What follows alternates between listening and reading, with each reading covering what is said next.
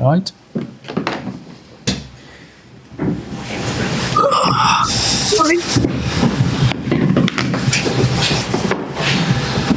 Start again, Andy. What was your assessment of that one, Michael? That was a tough game.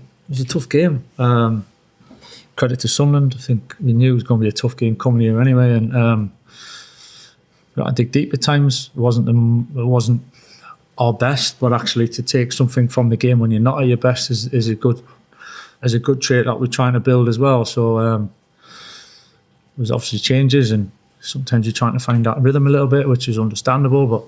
But I still quite liked it, a lot of the things, as to give us the foundation to then be able to play it better at certain times. But to take a point and a clean sheet for what it is, I think is okay. It's okay.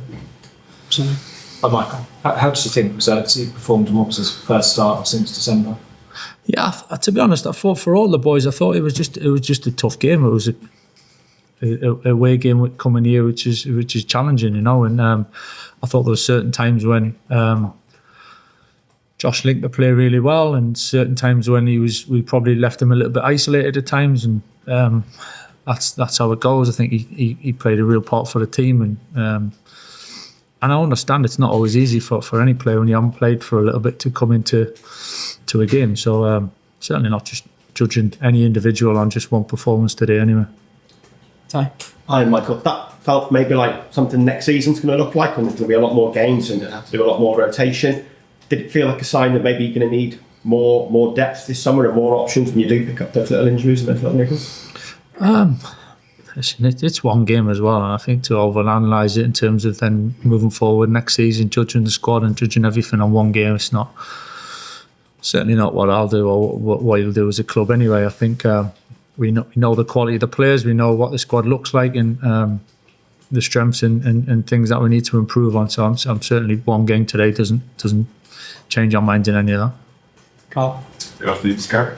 Normally at this point in the season, there's an accusation that certain teams are on the beach. Do you feel you need to guard against any complacency in your team, like you can achieve Champions League qualification? No, I almost get offended by that when people are accusing that, because it's and the way the players have prepared the game, the way they left the changing room, we faced a tough game. It's fine.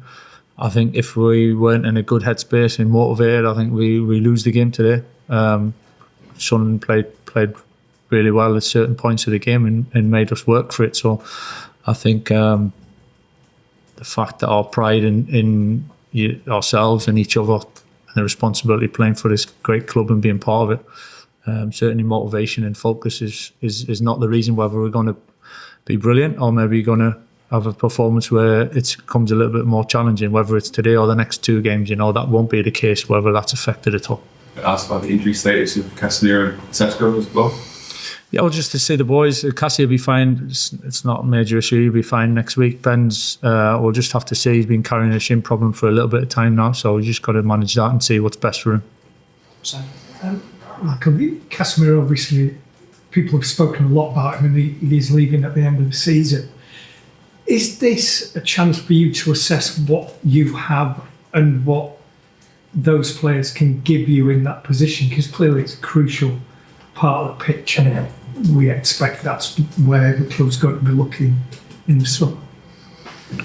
Yeah, I'm not just totally on one game or two games. I don't think the whole assessment of a direction of where we need to go will be judged on that. I think over time you get a clear picture of what it looks like, some positives, some negatives, what we need to improve on. So certainly today, next week and the week after, that's not going to be a total decisive factor in making decisions. I think it needs a bit more layered in foundations to make decisions than just one or two games, Michael, you've recently been speaking about red cards and violent conduct. Obviously, Lisandro Martinez is one. Were you surprised it wasn't a red card at the end of today's game?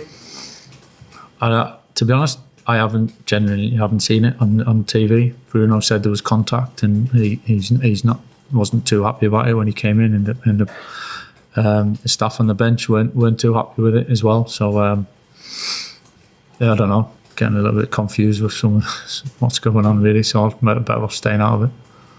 That's one there. Mr. Carrick, you've come up to the North East twice under your tenure, and it seems like the United team has struggled quite a little bit. Do you feel like it's the atmosphere that North East fans, you'll be familiar with, that generates that, means that the United players struggle when they come up here? I don't think we struggle. I think the boys are used to playing in all sorts of different atmospheres. I think it's just two separate occasions, two good teams, different games. It's part of it. I think we've played away at other games and won and had good results. So in different types of atmospheres. So I mean, you just take each game separately, really. Thanks, All right, guys. Cheers. Thanks. I stole my question. I didn't think last. Right, okay.